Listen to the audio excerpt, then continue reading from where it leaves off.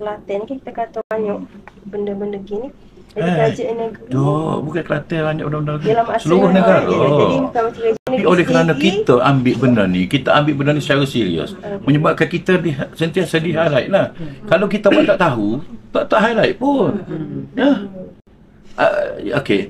Adakah anda merasakan bahawa soal jenayah rogu dan sebagainya ini tinggi di Kota Baru nak dibanding dengan Kuala Lumpur? Logiknya. Cuma tidak di-highlightkan. Itu saja.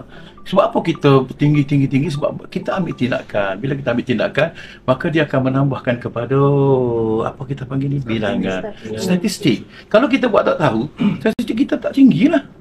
Sebab tu saya selalu sebut kan, dulu apabila disebut pilkuda tinggi di Kelantan, ini masa Tok Guru lagi. Masa tu saya baru jadi exco.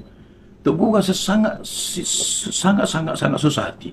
Maka kita panggil ketua bahagian narkotik daripada IPD Kota Baru untuk jelaskan kepada kita. Betul ke tidak? Masa tu ketua bahagian narkotik ini adalah seorang India Singh, nama dia saya tak ingat, dia pakai serban. Dia panggil, dia buat bentangan kepada kita. Dia kata betul. Kelantan memang tinggi, dia kata. Penyalahgunaan pil kuda memang tinggi. Kita pun rasa sedih lah, kan? Tapi lepas tu dia kata, nanti dulu Tok Guru, jangan dulu. Sebab dadah ni banyak jenis dia. Pil kuda Kelantan tinggi. Tapi dadah ni banyak jenis. Yang lain-lain, negeri lain pula tinggi. Sebagai masa itulah dia sebut pil kuda Kelantan tinggi. Penyalahgunaan ketum negeri-negeri di utara yang tinggi. Lepas tu yang apa tu, ice baby apa dia panggil tu, apa nama dia ni, syabu semua ni, dia kata bandar-bandar besar macam Kuala Lumpur, Johor Bahru tinggi.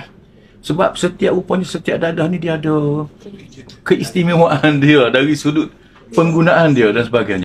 Kelantan tinggi bab ini tinggi bab ini. Jadi dia kata betul lah, tapi kena tengok secara keseluruhan.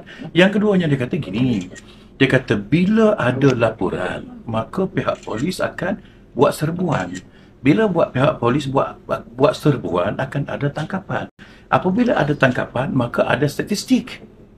Jadi di Kelantan ini pihak polis banyak buat serbuan hasil daripada maklumat aduan. Jadi dia kata ini bagus. Kalau kita tak nak statistik tinggi, jangan buat aduan. Dan polis jangan buat serbuan. Bila tak ada aduan, tak ada serbuan. Bila tak ada serbuan, tak ada tangkapan. Bila tak ada tangkapan, maka statistik kita rendah.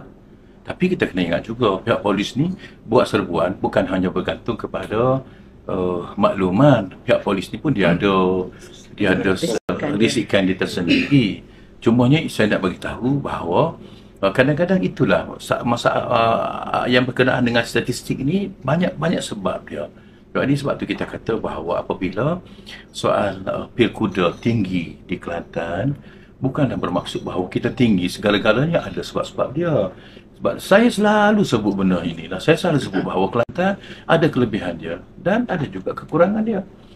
Yang kurang kita tak semuanya kurang, yang lebih kita tak semuanya lebih. Negeri lain pun sama, banyak kelebihan dia, ada juga kekurangan dia. Jangan nak menampakkan bahawa yang kurang semuanya Kelantan, yang lebih semuanya negeri-negeri lain. Tak adalah macam tu. Sebab kita berkongsi negara, yang lebih kita kongsi, ada yang kurang kita pelajari dengan negeri-negeri yang lain. Okey? Jadi sebab bila-bila you kata kita banyak kes-kes begini, saya nak menyangkal bukan kita sahaja, ini adalah isu nasional. Kelantan dan juga negeri-negeri lain pun. Okey?